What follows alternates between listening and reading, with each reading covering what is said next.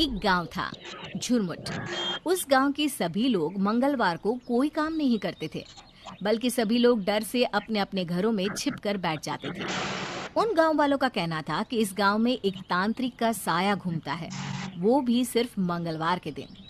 तांत्रिक मंगलवार के दिन भूत बनकर आता था एक आदमी की बलि लेने। और आज सोमवार था, इसलिए सभी अपने खेतों में जल्दी जल्दी काम निपटाकर घर के लिए जा रहे थे। अरे भाई, काम खत्म हो गया हो तो घर चले। रात होने वाली है और कल मंगलवार है। पता है ना, मंगलवार यानी एक आदमी की बलि। हाँ हाँ, याद है। थोड़ा सा काम रह गया है, बस फिर चलता हूँ। तुम जाओ, मैं आ जाऊंगा। ठीक है भाई, फिर मैं चलता हूँ, पर समय से घर पहुँच जाना। सभी लोग अपने अपने खेतों का काम खत्म करके घर जा चुके थे, पर सत्तू अभी भी खेतों में काम कर रहा था। हाँ, चलो काम तो खत्म हो गया। कल का भी काम मैंने आज ही खत्म कर लिया। एक दिन अपना क्यों खराब करूं मैं? वक्त बहुत हो गया है, जल्दी घर चला जाए अब। सत्तू घर जा ही रहा होता है कि उसके सामने एक साया आकर खड़ा हो जाता है। अरे, कौन हो भाई, और मेरा रास्ता रोके क्यों खड़े हो? हटो सामने से और जाने दो मुझे। वो साया तांत्रिक का साया होता है। तुझे कैसे जाने दूं? तू चला गया तो मैं किसकी बलि दूंगा? बलि? कौन हो भाई, और क्यों डरा रहे हो मुझे? जरा शक्ल तो दिखाओ अपनी। तांत्रिक जैसे ही सत्तू को अपनी सूरत दिखाता है, सत्तू डर से थर थर कांपने लगता है। छोड़ दो मुझे जाने दो। वैसे भी आज तो सोमवार है, तुम तो मंगलवार को बलि लेते हो ना? अरे मूर्ख, जरा ध्यान से देख। मंगलवार दिन शुरू हो गया है। 12 कब के बज चुके हैं। अब तू तैयार हो जा बलि के लिए। तांत्रिक उसकी एक नहीं सुनता और सत्तू को मार देता है। उसके हाथ पैर उसके धड़ से अलग करके खेतों में फेंक देता है। पूरा दिन मंगलवार को घर से बाहर कोई नहीं निकलता। मंगलवार का दिन खत्म होते ही सत्तू की पत्नी शांता पूरे गांव में अपने पति को ढूंढती है। काका, काका, क्या आपने मेरे पति को कहीं देखा है? परसों से वो घर नहीं आए। मैंने नहीं देखा बेटी। तभी शांता को दूर से शोर आता सुनाई पड़ता है। वो उस शोर के नजदीक जाती है तो वहां देखकर हैरान रह जाती है, क्योंकि वहां उसके सामने उसके पति की लाश पड़ी थी, जिसके हाथ पैर गायब थे। चुन्नू के बापू, आप हमें छोड़कर नहीं जा सकते। मुझे पता है ये सब उसी तांत्रिक ने किया है। मैंने रात को ही बोला था सत्तू को कि जल्दी घर चले, पर उसने मेरी एक ना मानी। बोला मुझे अभी और काम करना है खेतों में। अब देखो तांत्रिक के साये ने उसका कितना बुरा हश्र किया। सभी गांव वाले मिलकर सत्तू का अंतिम संस्कार कर देते हैं। पूरे गांव में मातम छाया होता है। धीरे धीरे दिन बीतने लगे और फिर हफ्ता पूरा हुआ। मंगलवार फिर से आ गया। सभी घरों में छिपकर बैठे थे। ये सब कितने दिन और चलेगा? एक एक करके गांव के सभी लोग मरते जा रहे हैं। वो तांत्रिक का साया किसी को नहीं छोड़ेगा। एक दिन हमारा नंबर भी आ जाएगा मरने का। शुभ शुभ बोलिए जी, आप ऐसा क्यों सोचते हैं? जब तक हम मंगलवार के दिन अपने घर में हैं, तब तक वो हमारा कुछ नहीं बिगाड़ सकता। शाम का समय था, तभी बाहर से भैंसों की जोर जोर से चिल्लाने की आवाज आती है। वो भैंसें बंसी की ही होती है। ये भैंसें इतना काहे चिल्ला रही है? इनके लिए तो मैंने पहले से ही पानी और चारा रख दिया था, फिर क्या हुआ? अरे भगवान, हो सकता है उनके नजदीक कोई सांप हो। ये गांव है, खुले में सांप बिच्छू तो घूमते ही रहते हैं। अब क्या करें?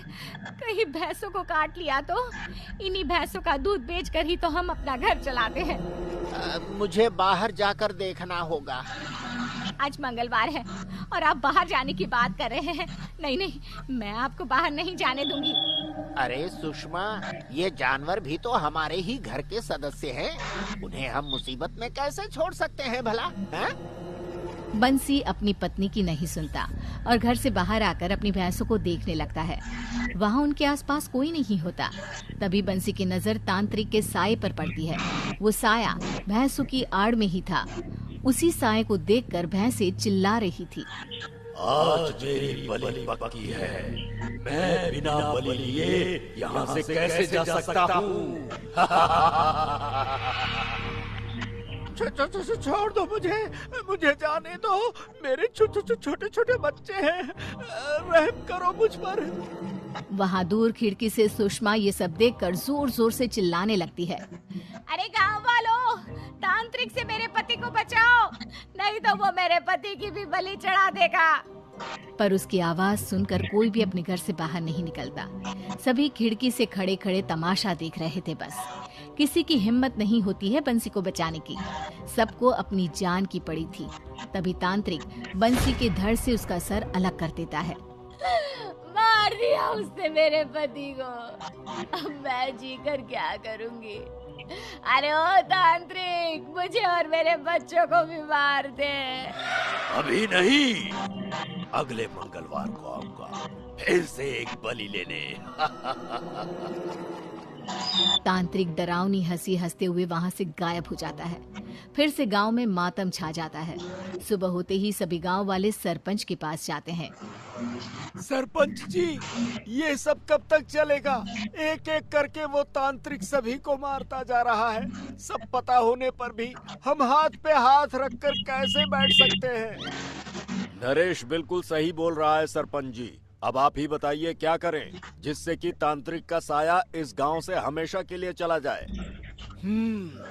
अब आप सबकी जिम्मेदारी मैं लेता हूँ। अगले मंगलवार किसी भी गांव वाले की जान नहीं जाएगी। मतलब क्या है आपका सरपंच जी? किसी की जान नहीं जाएगी? कुछ समझ में नहीं आया। मतलब ये है कि हमारे पास एक हफ्ता है। अगर मैं कुछ नहीं कर पाया तो मैं खुद तांत्रिक के सामने अपनी बलि दे दूंगा। सरपंच की ये बातें सुनकर सभी हैरान रह जाते हैं। अगले दिन सरपंच बड़ी गहरी सोच में डूबा हुआ हुक्का पी रहा था। तभी शहर से उसका पोता मानव वहाँ आता है। बताओ तो कौन है? इन हाथों के स्पर्श को मैं कैसे भूल सकता हूँ? ये हाथ मेरे पोते मानव के हैं। दादाजी, आपने मुझे झट से पहचान लिया, वो भी बिना देखे। मानव अपने दादाजी के पैर छूता है। दादाजी, आप कैसे हैं? अच्छा पहले ये बताइए, मैंने देखा आप बड़ी गहरी सोच में बैठे हुए थे। ऐसा क्या सोच रहे थे कि मेरे आने की आहट भी आपने नहीं सुनी? हमेशा तो आप मेरी आहट से ही मुझे जान जाते थे। ऐसा कुछ नहीं है। अच्छा बताओ, मेरा मानव बेटा कैसा है? शहर का खाना खाने से तू कितना दुबला पतला हो गया है। मेरी बात दादाजी ने काट दी। मुझे लगता है जरूर कोई खास बात है जो दादाजी मुझे बताना नहीं चाहते।